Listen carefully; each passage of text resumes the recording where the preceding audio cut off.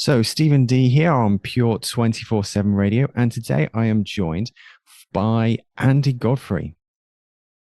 How are Hey, you Steve. doing? Great to be with you. Thank you so much for having me. It's lovely to be talking to you. And this is the first of many interviews with the writers of Pure Media magazine, which I'm really excited about. So, I'll be interviewing various writers talking about their column and their articles in the magazine. And so, first of all, we have Andy Godfrey to talk about his column, Lifted. Would you mind telling us a little bit about what it is that you do? Okay, so I actually have been in full-time Christian work for 40 years this year, having been a minister of a couple of churches and worked as a missionary in Eastern Europe. Today, I work with an evangelistic organisation. We're called Outreach UK. We are 151 years old. We have 80 evangelists. They're all part-time, working all over the country. And I work as a kind of pastor to about a dozen of them who live in the east of England. So I go and visit them. I encourage them. I advise them. I help them in their work, take a note of what they're doing. And basically, I'm like a pastor to the evangelists in my part of the world. I work one day a week with a church in Dunstable. Regular listeners to Pure on a Friday morning will know that I'm a film reviewer.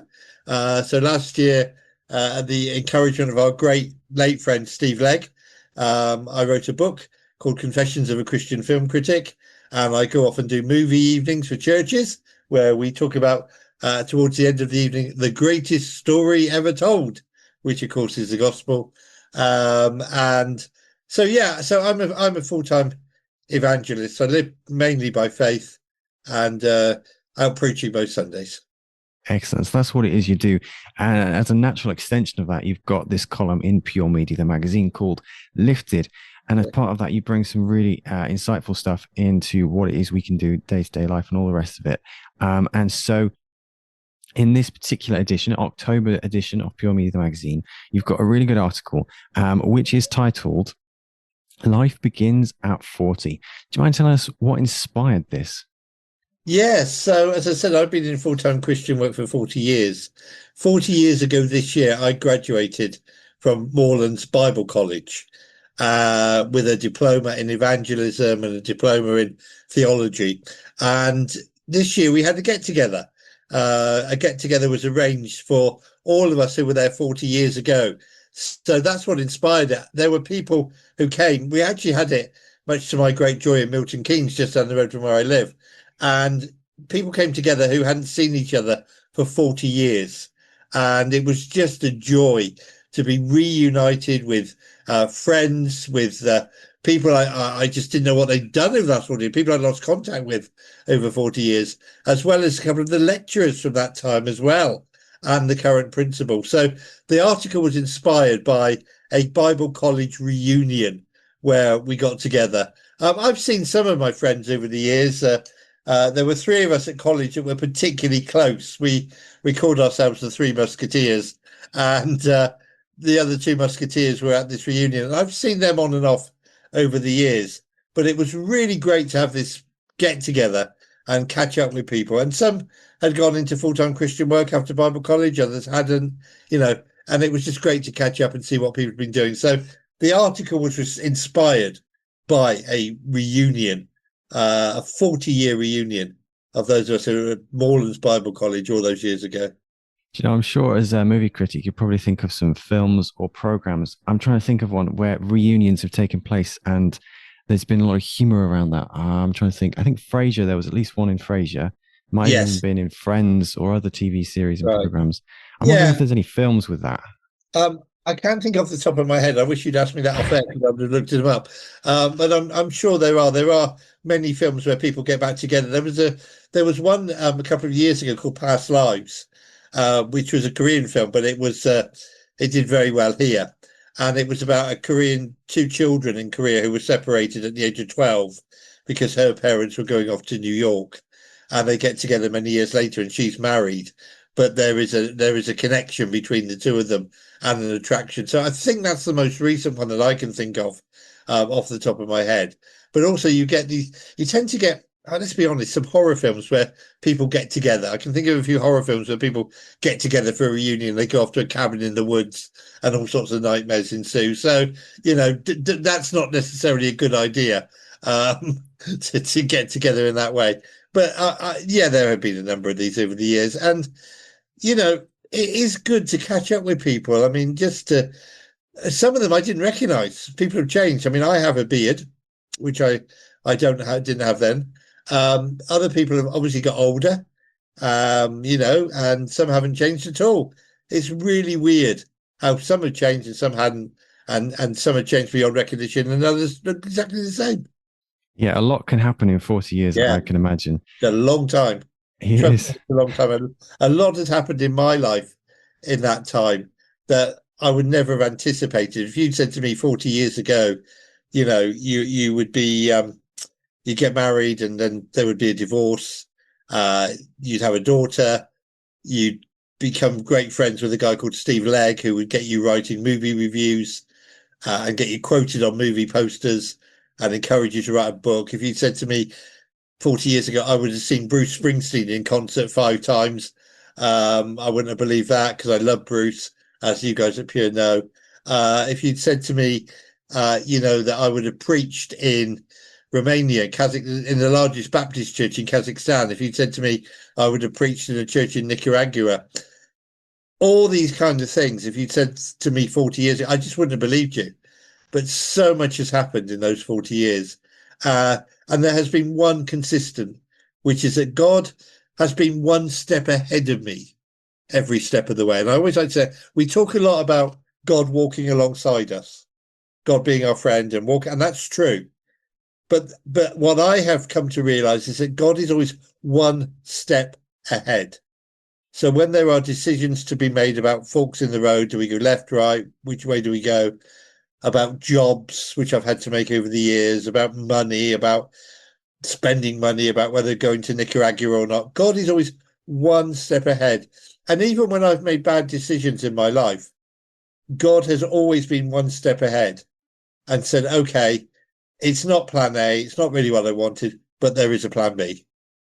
And that's been to me one of the great comforts of the last 40 years and one of the great lessons that I've learned, that when I step out, particularly when I step out in faith, God is there and he is one step ahead of me.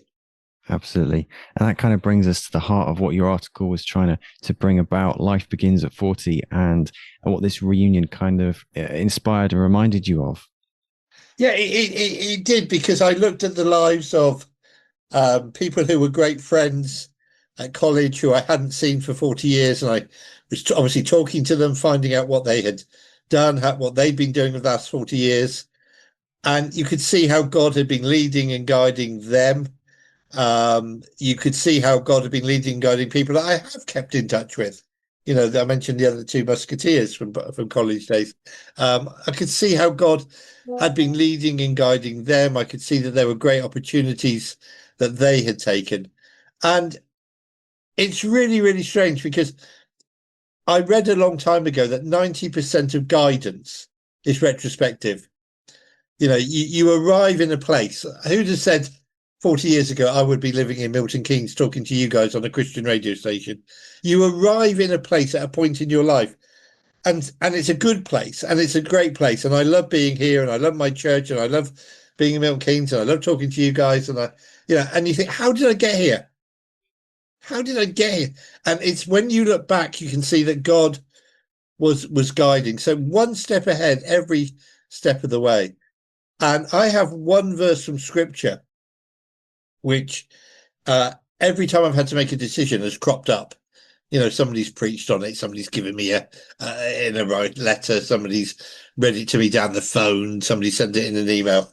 And if that verse of scripture hasn't cropped up, I kind of know that I'm on dodgy ground. But when that verse of scripture crops up, I kind of know I'm safe. And God has done that. And never underestimate the fact that God has a plan for you. And even if we mess it up and we go astray, God is saying, it's okay. I knew you were going to mess up in advance. So here's what we're going to do now.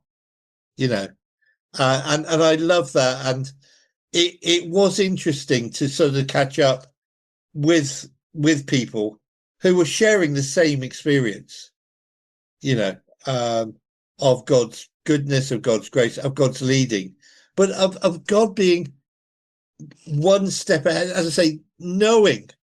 I was at home group the other night. And we were talking about the children of Israel in Egypt. God knew that they were going to spend 400 years in Egypt. He's one step ahead of them. You know, when David's going through his troubles, God's one step ahead of him, you know? And when Paul is on some of his missionary journeys, God is one step ahead of him, preparing the way. And even if we do take a fork in the road and go offline off what God intended, there is always this miraculous plan B where God can say, okay, we can sort this out. You know, we'll work this out. And it's just a case of trusting and believing, and sometimes taking a step of faith. I can tell you, Stephen, over the years, some of the steps of faith I've taken, people have said to me, I'm crazy. I mean, I could give you some examples of practical examples. But God has always said, no, you're not crazy. Because even if you fall, I'm there to catch you. Yeah. You can't lose. Can't lose. No. Yeah. It might not be as good as God planned, but you still can't lose. Absolutely. Especially if you're stepping out to if your heart's in the right place, even if you make a mistake, but you're trying to do what you think is the right thing, Yeah. God's going to catch you, isn't he? So I think that brings us to a great place of what's the one thing you want people to take away from reading your article? What's the one thing that you want people to take away from this? My verse of scripture that has always come up is Psalm 37, verse 4, which is delight yourself in the Lord, and he will give you the desire of your heart. And what I want people to take away is it doesn't matter how old you get. 40 years is a long time. I'm 63. All right. And I probably look it, but I'm 63. And I have learned over 57 years of being a Christian that it doesn't matter how old you get, just keep trusting the Lord. Just keep saying, Lord, life can begin now. There's always something new with God. There's a new adventure. Every day can be a new adventure. I know maybe some people listening to this get up in the morning and they go to work and life's a bit routine, but you never know when you put yourself in God's hands how God can use you. And I do a lot of evangelism training. And if anybody wants to book me up to come to their church to do evangelism training, I mean, please get in touch via Pure. We'll come and do some evangelism training. And something I say in the evangelism training course is that every single Christian, you might be the town dustbin man, you might work in an office, you might be a teacher, you might be unemployed. Every single Christian putting themselves in the hands of God can be used by God. And let God take you by surprise with what he can do with your life. Don't just settle. I mean, a daily prayer in our organization, Outreach UK, is, Lord, today, lead me to someone you want me to tell about Jesus.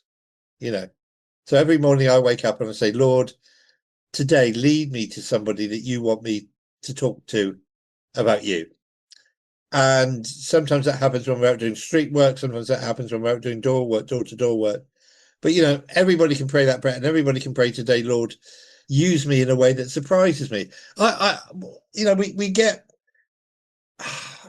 I want us to be a little bit more excited about our faith. I want us to be a little bit more excited about Christian living. I mean, you guys at Pure have proved the provision of God and how God keeps you going, because you've been down to your last penny. I know you have at times, and God keeps us going. Get excited about the faith. Get excited about our God. Get excited about the fact that God is saying to us, to ordinary people, I can use you in ways that you can't even begin to imagine right now. Just put your life in my hands. And whether you're 40 or 60 or 70, you look at some of the people. I mean, Noah was over 600 years old when he finished the ark. Abraham was however old he was when he had Isaac. Sarah was 90 years old. And it doesn't matter. 40 years of the last experience has taught me that every single day can be, if I let it be, if I want it to be, an adventure with God. Some days I don't want it to be. Some days I just want to live an ordinary, quiet life and, go to work and come home and have my tea and sit down and watch a movie watch Raiders of the Lost Ark on TV. Some days I just want to do that. But when your life is lived with God, it can be really amazing. There's no end to it. That's amazing. Thank you so much, Andy Godfrey, for bringing us the Lifted article to Pure Media, the magazine. Definitely worth a read. Thank you, Andy. My pleasure, Stephen, and God bless you. God bless Pure.